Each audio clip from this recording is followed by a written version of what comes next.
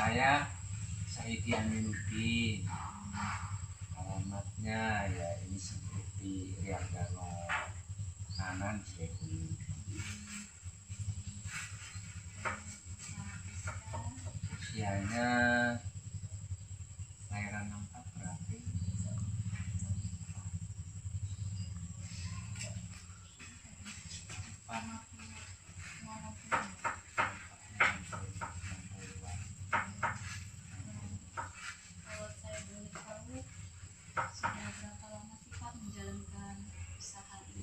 kurang lebih 15 tahun. Asal mulanya itu bagaimana sih Pak bisa punya ide gitu untuk mulai usaha ini? Ya awalnya sih kalau diceritakan panjang Mbak. Oh iya. Awalnya saya tukang rongsok di sini hanya dua bulan, begitu 2 bulan rongsokan udah habis. Pulang kampung ada yang nelpon orang sini, coba lupa deh bikin tahu, bikin juga. Waktu saya bikin tahu di sini tuh ada desa kampung yang belum tahu makanan tahu, kayak daerah Tembiruan itu sebagainya ada yang belum tahu. Bahkan saya waktu pertama jual di sana ada yang nanya, ini makanan apa? Gitu. Ini makanan apa? Oh ini tahu. Cara makannya gimana? Ya ini bisa dimakan langsung, bisa diolah, bisa dikasih bumbu. Awal mulanya itu ya memang pertama sosialisasinya luar biasa lah waktu aku kesini dulu.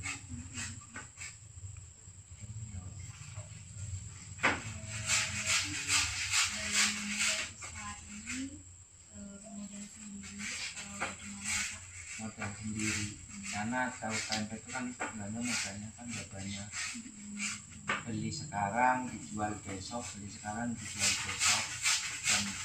kan bahan bakunya kan model karungan, jadi beli 1 karung habis beli lagi 1 karung, itu nggak perlu memesan model banyak.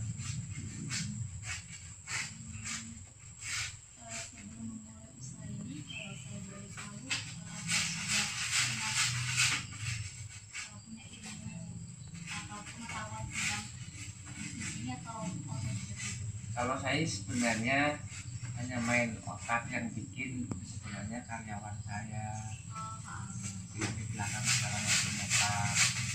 Kalau saya itu hanya main otak dan keberanian lah, gimana caranya saya dapat gitu.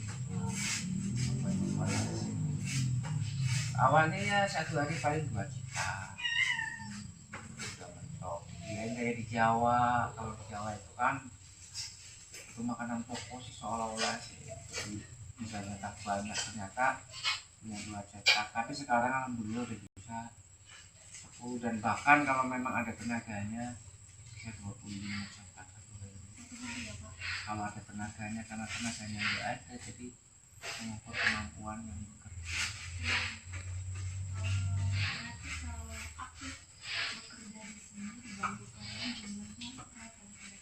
Yang bikin tahu 1, yang bikin tempe 1, yang bungkus 1, yang goreng 1, terus yang bantu 1.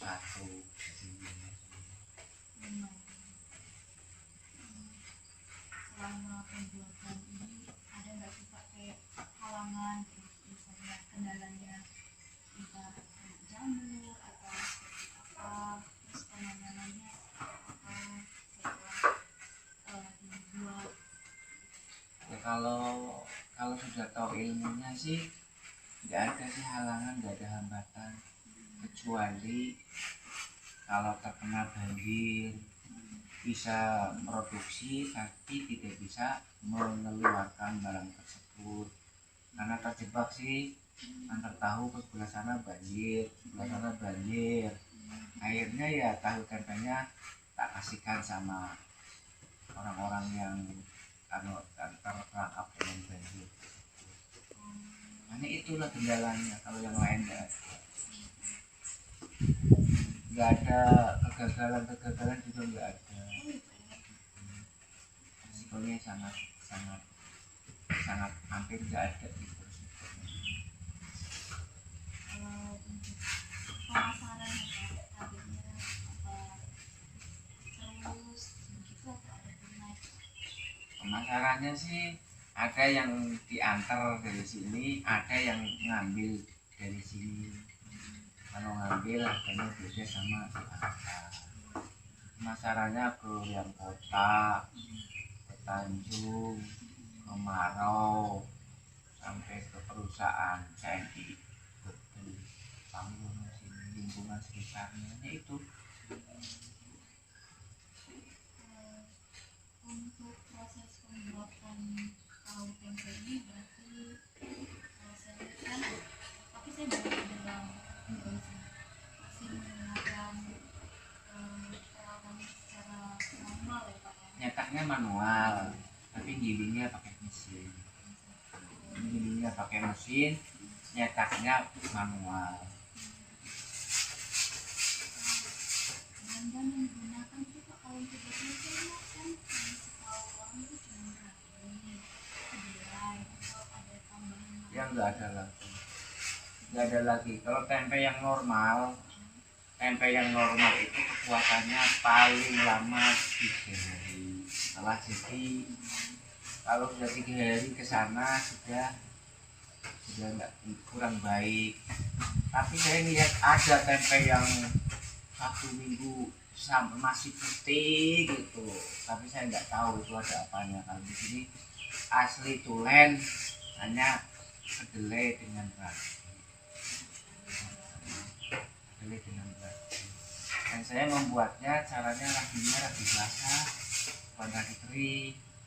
Kalau ragi kering memakan tempat, diamparin, kalau udah kering baru ditaburin sama ragi. Kalau ragi basah enggak, jadi waktu ngeraginya itu masih jalan drum, kasih air langsung.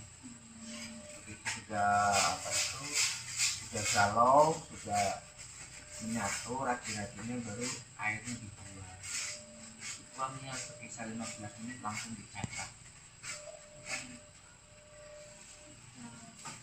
setelah selesai itu Mas, ini ada waktu untuk fermentasinya itu ya Pak.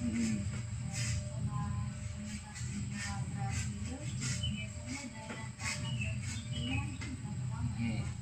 Membuat tempe itu dari pertama ngerebus sampai siap dijual 4 hari.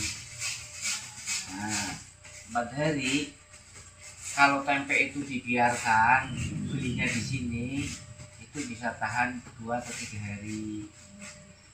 Tapi kalau dikelilingkan paling 2 hari, karena dikelilingkan kan rusak di perjalanan atau kena cahaya-cahaya yang lain. Kalau dibiarkan, beli langsung kita potong, bisa 3 hari. Itu normalnya tempe. Nah, tapi kalau tahu punya saya itu, kalau tahu biar 1 minggu pun nggak bau, tapi dengan catatan pagi dicuci, dibuang airnya, sore buang lagi airnya, ganti air yang baru lagi, biar 1 minggu nggak bau. Kalau proses pembuatan tahu ini sih Pak, ya mungkin sebagai orang yang belum tahu, nggak tahu ini Pak, tempe kan kita mungkin udah sering tahu. Kalau tahu ini pengolahannya seperti apa sih Pak? Pengolahan pertama itu direndam sekitar 3 jam, habis direndam baru digiling langsung dididihkan, direbus sampai menggolak. Terus itu baru disaring digedok, disaring. Nanti ampasnya airnya bisa sendiri ke bawah, ampasnya udah ada tempatnya sendiri. Setelah dikasih air beberapa kali, baru gedokannya itu ampasnya diambil, dibuang, itu baru dicuka airnya. Dicuka sekitar 20 menit udah jadi, udah bisa dicetak, dicempet, habis itu baru diiris-iris. Ampas dari tahu ini kemudian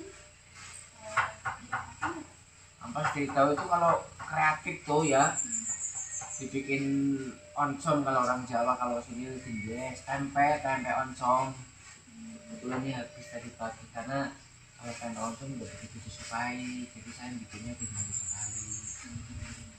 Itu terus kalau di sini ya mayoritasnya ya untuk pakan inuan ternak lah.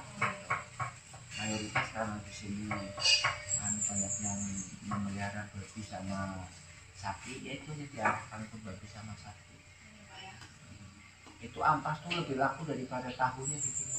Oh gitu Pak. Iya, karena kalau tahu kadang-kadang nggak habis, tapi kalau ampas inden.